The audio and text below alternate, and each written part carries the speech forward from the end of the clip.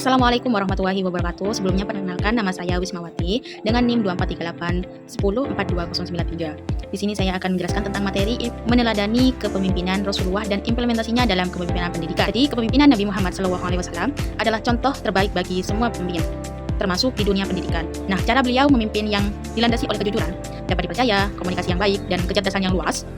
Ia menciptakan keseimbangan antara kecerdasan spiritual, emosional, dan sosial. Jadi dengan meneladani kepemimpinan Rasulullah, seorang pemimpin pendidikan dapat menciptakan lingkungan belajar yang tidak hanya mengejar ilmu pengetahuan, tetapi juga membangun karakter manusiawi dan akhlak mulia bagi orang.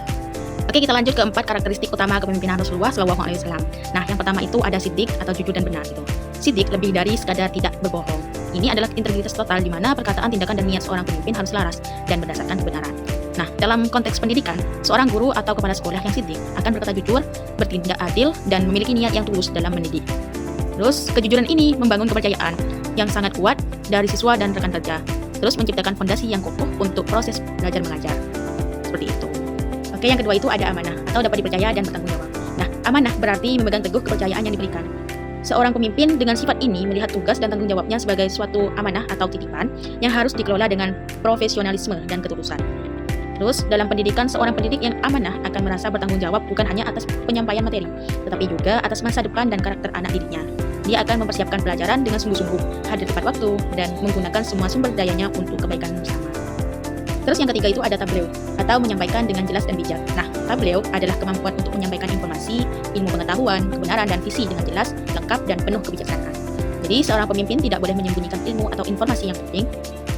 Lalu, dalam dunia pendidikan, ini berarti seorang guru harus mampu menjelaskan pelajaran yang kompleks menjadi mudah dimengerti. Nah, terus menyampaikan pesan moral dengan cara yang tepat, dan mengkomunikasikan visi sekolah kepada seluruh warga sekolah dengan transparan, komunikasi yang baik, mencegah kesalahpahaman dan memastikan tujuan pendidikan tercapai. Terus yang keempat itu ada fatonah atau cerdas dan berwawasan luas. Jadi fatonah itu bukan hanya kecerdasan intelektual, tetapi juga kecerdasan emosional dan spiritual. Jadi seorang pemimpin yang fatonah mampu menganalisis masalah dari berbagai sudut pandang, mengambil keputusan yang tepat dan adil, serta memahami dinamika sosial dan emosional orang di sekitarnya. Nah, dalam pendidikan, seorang pendidik yang fatonah akan menggunakan strategi mengajar yang kreatif, memahami kondisi psikologi siswanya, dan dapat memecahkan konflik dengan bijaksana.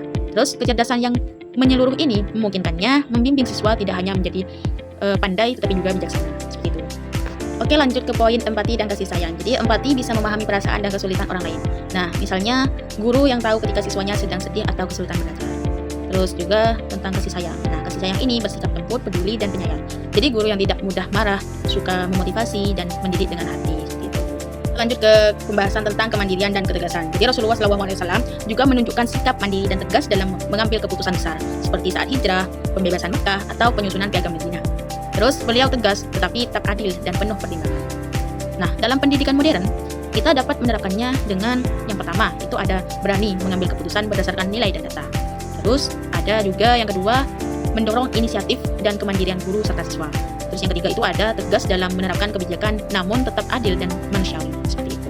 Oke, kita lanjut ke pembahasan tentang kepemimpinan melalui teladan. Nah, salah satu kunci sukses kepemimpinan Rasulullah SAW adalah beliau menjadi teladan hidup.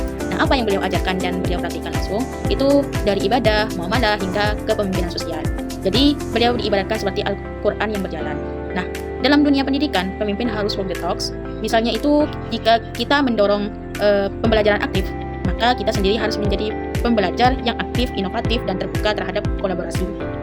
Oke, lanjut ke kesimpulan. Dari pemaparan tadi, dapat disimpulkan bahwa kepemimpinan Rasulullah SAW bersifat universal dan tetap relevan hingga saat ini. Nah, termasuk dalam kepemimpinan pendidikan.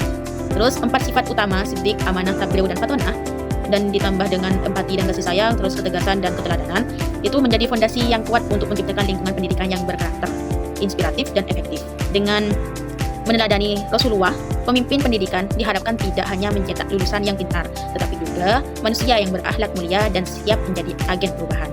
Mungkin hanya itu yang dapat saya sampaikan, kurang lebihnya mohon maaf. Wabillahi taufiq wal hidayah. Wassalamualaikum warahmatullahi wabarakatuh.